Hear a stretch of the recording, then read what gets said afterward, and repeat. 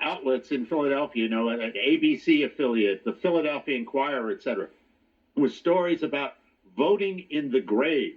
And they had the name of people who've been dead for 10 and 15 years, but had managed mysteriously to vote in the last 5 elections. A security lapse at a warehouse that holds voting machines, and mysteriously a laptop and USB drive disappears. And then, of course, we had an election judge, a Philadelphia Democratic election judge, indicted for trying to steal elections using voting machines. I mean, this just goes on and on and on. And the fact that somehow we had this election just now and this didn't happen, or some version of this didn't happen, is just, I mean, if you believe that, I've got the bridge in Brooklyn to sell you.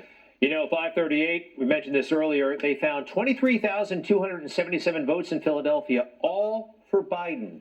I mean, that just does not happen in any universe. You don't have them all for one candidate.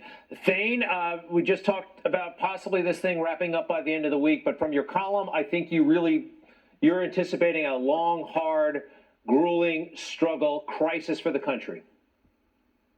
Well, Greg, look, I think that the case that the Supreme Court heard in connection with Wisconsin and the concurring opinion by Justice Kavanaugh, who essentially in that case, they refused to extend the deadline in Wisconsin, which is why Wisconsin was able to be called today, because they're still not counting ballots that came after Election Day.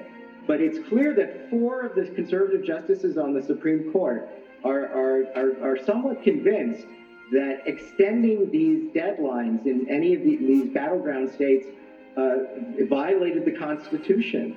And I have a feeling that Pennsylvania will be in play in a way that people aren't really imagining, because Justice Barrett also joins up with them. They have 5 justices, and they simply think, look, the Constitution is very clear. The burden for state elections is on state legislators, not on state courts. And so therefore, in this case, the state courts have intervened improperly and exceeded their constitutional authority. I love it that we got smart guys like you to call this stuff out.